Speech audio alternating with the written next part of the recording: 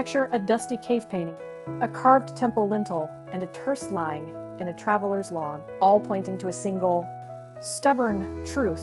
The posture we call rear entry has threaded through human history, just a secret stick.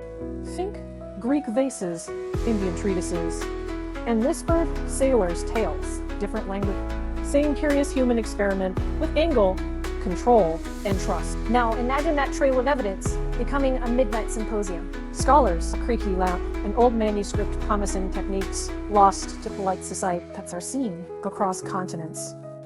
Artists and writers left hints, not porn, but practiced. In some traditions, it appears in fertility rites as a posture of power. In others, it's a pragmatic choice for privacy or comfort. The comic texts treat it as one of many practical approaches to shared intimacy. European dance manuals and Japanese prints show it rarely as a scandal, more often as a study in alignment, spine, breath, exchange of agency.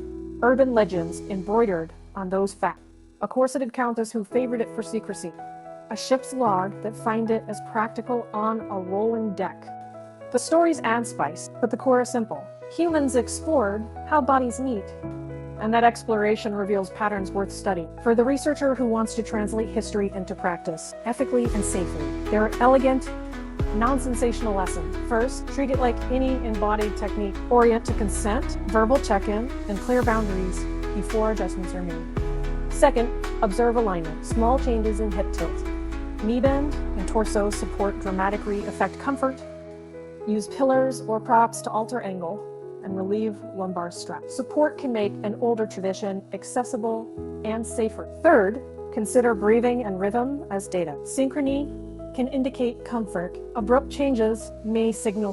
Fourth, lubrication and open communication reduce friction in both literal and metaphorical senses. Think of them as engineering controls for humane experimentation. If you want to approach this historically in the field, combine art analysis, archived diary, and biomechanical observation. Reconstruct a posture from a vase painting, and then model it in a lab with consented volunteers, measuring joint angles and pressure points. Always anonymizing data and minimizing harm. Add an ethnographic layer. Interview elders who recall household practice. Separate lore from engineered ergonomic choice. These methods turn folklore and rumor into reproducible insight.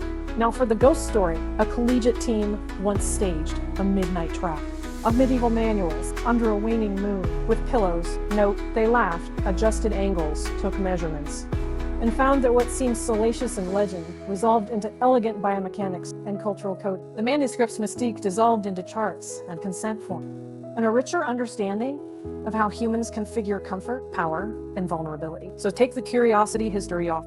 Study the images, test the mechanic, respect consent, and document carefully. The past hands you a series of hypotheses wrapped in myth.